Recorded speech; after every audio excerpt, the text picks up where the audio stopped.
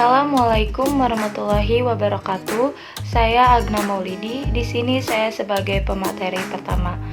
Saya akan menjelaskan apa itu memori.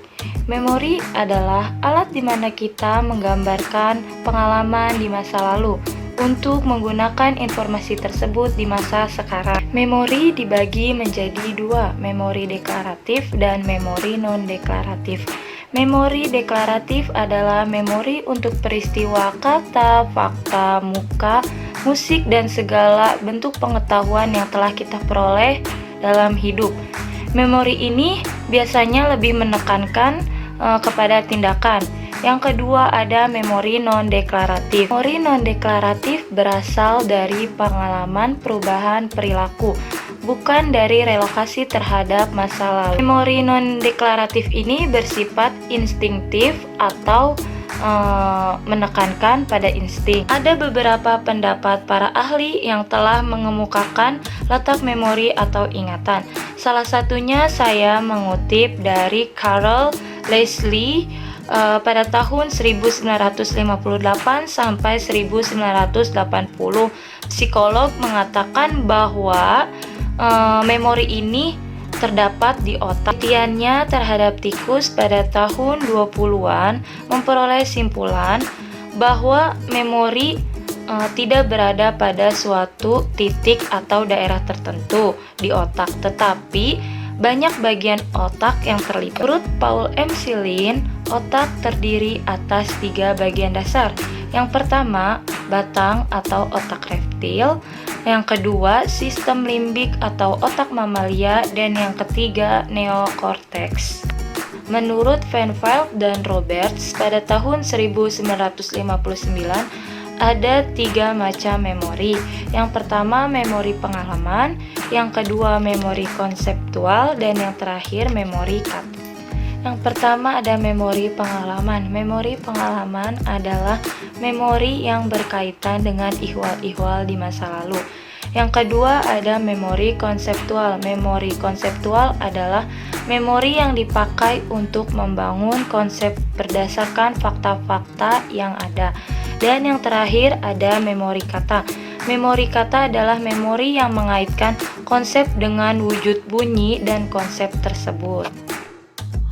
Assalamualaikum warahmatullahi wabarakatuh. Perkenalkan, nama saya Cindy Ejina Rahab. Di sini saya akan memaparkan materi mengenai pembentukan dan pemakaian memori.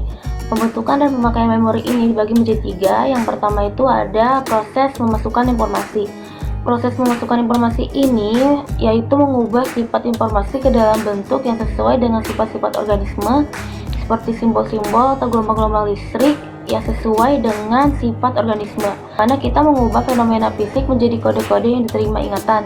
Contohnya itu ada perabaan, penglihatan, dengaran, dan yang lain. Proses ini sangat mempengaruhi lamanya suatu informasi disimpan dalam memori dan kemampuan atau kecepatan setiap individu pada proses ini sangat beragam. Ada yang cepat, ada pula yang lambat. Yang kedua itu ada proses penyimpanan. Pada tahap kedua ini biasa disebut retensi. Pada tahap ini terjadi pengendapan informasi yang telah terkode dalam suatu tempat tertentu. Ketika kita telah mempelajari sesuatu, biasanya akan tersimpan dalam bentuk jejak-jejak atau trace dan bisa ditimbulkan kembali. Jejak-jejak tersebut biasa juga disebut dengan tilas ingatan atau memory trace. Walaupun disimpan, tetapi jika tidak sering digunakan, maka tilas ingatan tersebut bisa sulit untuk ditimbulkan kembali. Terjadi fenomena yang biasa kita sebut lupa. Proses ketiga yaitu proses pengingatan kembali. Proses pengingatan kembali adalah proses mengingat kembali, merupakan suatu proses mencari dan menemukan informasi yang disimpan dalam ingatan suatu keperluan atau kebutuhan. Orang tokoh psikologi menurut Hilgard tahun 1975 terdapat 3 jenis proses mengingat. Yang pertama ada recall. Recall ini ialah proses mengingat kembali informasi yang telah dipelajari di masa lalu tanpa petunjuk yang dihadapkan pada organisme. Contohnya itu mengingat merek mobil tapi kita tidak melihat objeknya langsung. Yang kedua itu ada recognition. Recognition ini ialah proses mengenal kembali informasi yang sudah dipelajari melalui suatu petunjuk yang dihadapkan pada organisme. Jika kita melihat suatu objek mobil misalnya. Kita melihat suatu objek tersebut, tetapi kita ingat merek mobil tersebut. Yang ketiga itu ada reintegratif. Reintegratif ini ialah suatu proses mengingat dengan menghubungkan berbagai informasi menjadi suatu konsep atau cerita yang cukup kompleks. Contohnya itu ketika saya ditanya sebuah nama, misalnya Pitung, maka akan teringat banyak hal dari nama tersebut karena saya telah menonton filmnya. Memori dan hafalan menurut Daryo Wijoyo tahun 2008, hafalan adalah juga memori tetapi prosesnya berbeda. Memori bisa terbentuk tanpa kita mengadakan suatu usaha khusus untuk memperolehnya. Kalau seseorang menceritakan kejadian yang terjadi pada tadi pagi, kejadian itu akan dapat masuk ke dalam memori kita hanya mendengarkan cerita itu. Sebaliknya, hafalan hanya akan dapat menjadi memori dengan suatu usaha atau tindakan yang khusus. Contohnya, seorang aktor akan terus mempelajari berulang-ulang naskahnya supaya aktor tersebut hafal akan naskah. Materi yang terakhir yaitu proposisi dalam memori.